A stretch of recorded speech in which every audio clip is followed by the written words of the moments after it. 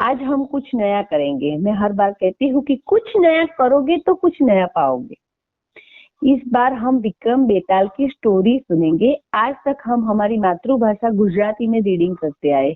हमारे इस ग्रुप का एक उद्देश्य है कि हम लोग नियमित रीडिंग करें, हमारे में एक आदत बन जाए। इसलिए हम रोज का 10 मिनट का रीडिंग करते हैं। तो बस यही हम आगे बढ़ाएंगे। और इस बार विक्रम बेताल की जो स्टोरी है, आपको एक आश्चर्य होगा कि हार्वर्ड यूनिवर्सिटी में एमबीए विद कम्युनिकेशन करने वाले स्टूडेंट के लिए ये ऑफिशियल बुक है। ऐसा क्यों? तो बोलते हैं कि ये बुक में बहुत सारे एथिक्स है। हमें अपने हिसाब से न्याय लिखना है। हम कुछ भी लिख सकते हैं, जैसे कि उस व्यक्ति ने ये नहीं किया होता तो ये सिचुएशन ही खड़ी नहीं होती, यहाँ इसकी यहाँ गलती है। सब कुछ हम अपने हिसाब से लिखेंगे। सिर्फ मन की कसरत पे हमारा ध्यान होना चाहिए। मन की कसरत के लिए ही हम ये रीडिंग करते हैं और इसमें ऐसे मोरल लिखते हैं, न्याय लिखते हैं। बेताल पच्चीसी की कहानियां हम सुन रहे हैं। कल हमारा प्रश्न था कि विक्रम तुम बताओ, शंखचूड़ और जीभूत वाहन में किसका त्याग सबसे बड़ा है? अब विक्रम अपना जवाब देते हैं। बेताल शंखचूड़ का त्याग बड़ा था। जीभूत वाहन का तो राजा होने के नाते यह कर्तव्य बनता था कि वह प्रजा की रक्षा करे, किंतु शंखचूड़ केवल जीभूत वाहन को बचाने के उद्देश्य से गरुड़ के पास स्वयं को शिकार बनाने के लिए आया। अब विक्रम और बेताल के बीच वही दोहराया जाता है। बेताल कहता है, विक्रम तुम न्यायप्रिय राजा हो, लेकिन तुम शर्त भूल गए, मैं अब जा रहा हूँ। फिर से बेताल जाता है, फिर से उठाता है, वही शर्त रखे, फिर से दोनों वापिस आते हैं, वही शर्त रख के एक स्टोरी नई शुरू होती है।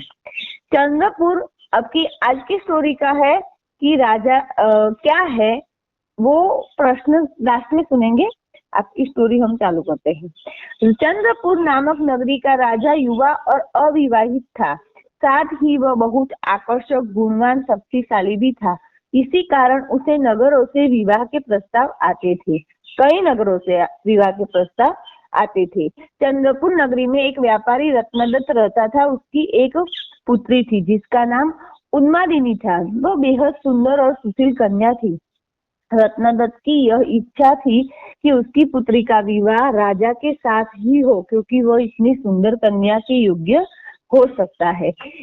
यह सोचकर एक दिन रत्नदत्त ने राजमहल में जाकर राजा के समक्ष अपनी पुत्री के विवाह का प्रस्ताव रखा। राजा ने सोच विचार कर उत्तर देने को कहकर रत्नदत्त को महल से विदा कर दिया। रत्नदत्त के जाने के बाद राजा ने अपने गुप्तचर विभाग की कुछ दासियों को अपने पास बुलवाया और कहा, दासियों, आज हमारे पास रत्नदत्त की पुत्री के विवाह का प्रस्ताव आया है। हम चाहते हैं कि तुम रत्नदत्त की पुत्री उन्मादिनी की जांच पड़ताल करके पता लगाओ कि वह हमारे योग्य है कि अथवा नहीं।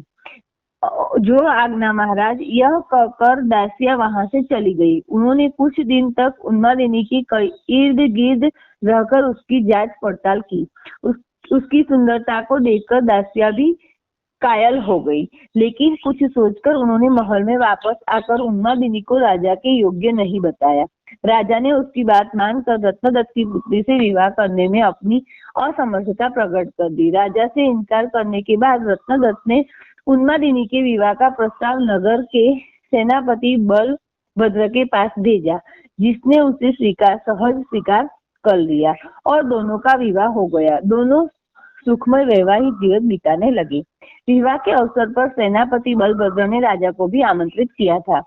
जब वहां राजा की दृष्टि उन्मादिनी पर पड़ी तो उसकी सुंदरता पर एकदम मोहित हो गए। उसे लगा कि उसने उन्मादिनी से विवाह के लिए इनकार करके उचित नहीं किया। महल में वापस लौटकर उन्होंने अपनी दासियों को बुलाया और उनसे पूछा, तुमने उन्मादिनी को मेरे योग्य किस कारण से नहीं बताया, जबकि उसकी जैसी सुंदर कन्या और कहीं भी नहीं हो सकती। महाराज, वो बिल्कुल सच है कि उन्मादिनी बहुत ही सुंदर है, लेकिन उससे विवाह करके आप केवल उन्मादिनी में ही खो जाते। जब राज कार्य ठप हो जाते, अतः हमने राज्य की भलाई के लिए ही आपको उससे विवाह न करने की सलाह दी है, मुख्य दासी ने उत्तर दिया। राजा उनका उत्तर सुनकर संतुष्ट हो गया, परंतु उन्मादिनी का वियोग उससे सहा नहीं जाता था। वो दिन रात उसी के विचारों में खोया रहने लगा। उसका स्वास्थ्य भी खराब होता जा रहा था। सेनापति बलभद्र को जब इस बात का पता चला कि राजा उन्मादिनी के कारण परेशान है और उसने उन्मादिनी को उसे सौंप देने की सोची। बलभद्र ने जब राजा से अपनी इच्छा प्रकट की तो उसने इनकार किया और कहा वह परस्त्री है और परस्त्री को अपनाकर पाप का भागी नहीं बनना चाहता। इस पर बलभद्र ने उन्मादिनी को त्याग देने का प्रस्ताव रखा, लेकिन राजा ने उसे भी ऐसा करने से मना कर दिया। अब राजा उन्मादिनी का और अधिक वियोग सहा न गया और उसकी इसी दुख में अपने प्राण त्याग दिए। राजा की मृत्यु के बाद उसकी चिता को अग्नि दे दी गई। राजा की चिता जल रही थी और वहां खड़ा बलभद्र स्वयं को राजा की मृत्यु का कारण मान रहा था। इसी ग्लानि को वशीभूत होकर उसने राजा की जलती चिता में कूदकर अपने प्राणों की आहुति दे दी। उन्मादिनी ने जब अपने पति को राजा की चिता में जलकर मरते हुए देखा तो उसे भी रहा नहीं गया। उस अपने पति के बिना जीवित रहकर वह भी क्या करेगी, यह सोचकर उसने भी स्वयं को अग्नि के हवाले कर प्राण त्याग दिए। हाँ तो विक्रम, कथा अच्छी तरह से सुन ली ना। अब तुम यह बताओ कि राजा, सेनापति बलभद्र और उन्मादिनी में से किसका त्याग सबसे बड़ा है? अब हम भी सोचेंगे, मुझे तो ऐसा होना ही नहीं चाहिए ऐसा लग रहा है। हाँ, हर तरह से गलत। किसी की पत्नी को देखकर आप बीमार हो जाते हो, वो भी एक गलत बात है। हम सब अपना मत सुनाएंगे और कल नई स्टोरी देखेंगे। हमें सिर्फ सुनना नहीं है, अपना मत लिखना है।